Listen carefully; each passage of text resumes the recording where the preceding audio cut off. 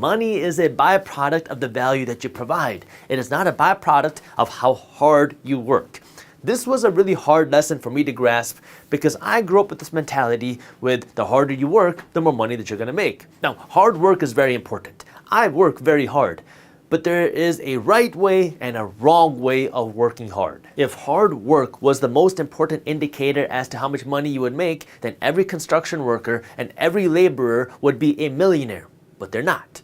Why? Because money is a byproduct of the value that you provide. It is not a byproduct of how hard you work. Now, hard work is important when it comes to providing the right value, but this is where it pays to understand how to work hard in the right direction. The simplest way to understand this is to understand the three different types of work that you can do.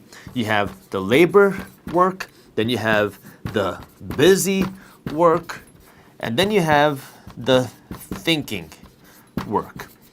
Labor work is really what most people consider as hard work. You're going out and you're working at a construction site. You're going out and you're doing heavy things. You're lifting heavy things and you're moving things. You are breaking your back to do this type of labor work. This type of work is hard, but it also pays the least. Now, the more skilled you become here, the more money you can make. That's why you have specialized people in the construction industry that can make a whole lot of money. But if we're just talking about general labor, people who are picking things up and putting them down, it is a very hard job. It is a very physical intensive job, and you don't make a lot of money. Then we have more of the busy work. This is what a lot of people who graduate college are working as. You get your first or second job and you're working as a low-level associate for a lot of companies, and in this case you're doing a job that could really be automated, but companies really don't want to figure out how to do that. And either you're making phone calls, trying to get clients, you are a customer success manager, you are an analyst, and you're just reviewing Excel sheets, or you're making Excel sheets, but you're just doing a whole lot of busy work where every single day you're grinding. You were just hitting the books, you're hitting the papers, you're on the computer, working day after day after day,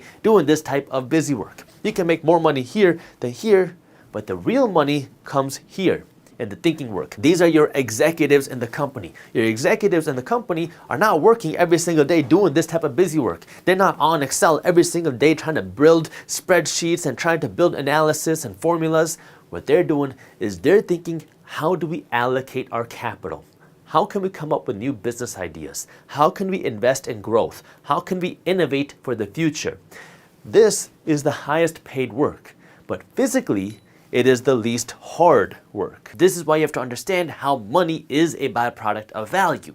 Because now when you go to a restaurant and you buy $100 dinner, what you're doing is you are giving the restaurant $100 because they gave you some sort of value. They gave you a nice meal, which in this case is worth $100, so you paid them $100 in exchange for the value that you provide. If you want to attract more money, because you and I can't actually make money, only banks can do that, but if you want to attract more money, then you have to provide more value. That means if you are the restaurant owner, maybe you have to provide another dessert, or you have to provide more food options, you provide better customer service, which allow you to now charge more money, which provide more value to the customer, and now the customer will be willing to pay you more money. The more value that you can provide that the marketplace needs, the more money that you will make. Because if you have some sort of value that the world really wants, the world wants whatever it is that you're providing, then you'll have a lot of people willing to pay you money for it. And if it's very valuable, then you'll have more people willing to pay you more money for it. This is why a doctor will earn more money than a cashier at McDonald's, because a doctor will provide more unique value that's needed by the marketplace than a cashier at McDonald's. You have billions of people around the world that can run the cashier,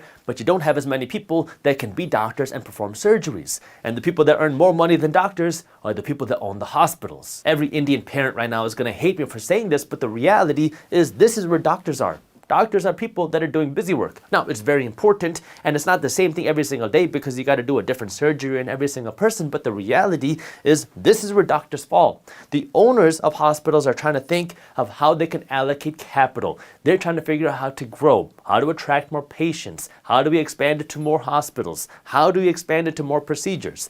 This is the thinking work, this is the busy work. So the doctors are here, which is why the owners of hospitals make more money than the doctors working at hospitals do. This doesn't mean that you need to go out and buy a hospital. This also doesn't mean that you have to go out and start a business. This means that you need to understand how this works. That way you can now start providing more value. And if you love your job, if you know you're not an entrepreneur, then the way that you do that is by using your money that you're earning to now buy this value. The way that you do that is by investing your money into assets. You want to buy an asset, which is now value, it's a representation of value. That way you can own something that is working to provide more value to the marketplace. So if you save up some money and you go out and you buy a rental property, what you just did is you bought an asset. Now, in order for this asset to provide more value, the way you do that is now you turn this home that you just bought into a rental property. So you rent it out to somebody else, and now somebody else is going to live in your property that you own, and it's going to provide value. It's going to provide shelter. It's going to provide a home for them to live in, and in exchange for this asset providing value, the people that are living there are going to pay you rent every single month. So now you use your money to buy a value producing asset, and now you're getting paid every single month, right? Money is a byproduct of the value that you provide. Or you can invest your money into stocks. You invest your money into companies, because now you're investing your money into something that you believe in. If you go out and invest your money into Amazon, again, not telling you what to do, just an example. If you invest your money into Amazon, now Amazon is working hard every single day. They have people who are the executives trying to think of how to expand. They have people that are the busy workers. These are the engineers working every single day figuring out how to code the company. And then you got the laborers, the people that are making sure your packages get to your door. So now when you invest in the Amazon company, even if you are a worker at Amazon, you can be one of the owners of Amazon. And now what you're doing is you are owning a piece of the company. So as the company provides more value to the world, they will make more money, which will ultimately make the company worth more money, which will make your investment now more valuable. This aspect of understanding how money rewards value is so important no matter where on this scale that you work, because even if you're here working close to minimum wage, you need to understand how to use your money, because if you are not going to start your own business, if you don't feel that you can get over here, then what you can do is you can use your money to buy a piece of ownership, to buy this value. Put aside whatever you can. That way now you can invest your money into the things, into the people, into the companies, into the properties that are now working hard to earn you more money through the value that your money is providing. If you enjoyed this short clip from my longer videos, here's another clip that I think you'll love. And while you're at it, if you're interested in learning more about how to start generating passive income, our team put together an amazing guide on how to start generating passive income for free. All you got to do is click that button right over there. Thank you for watching, and as always, keep hustling.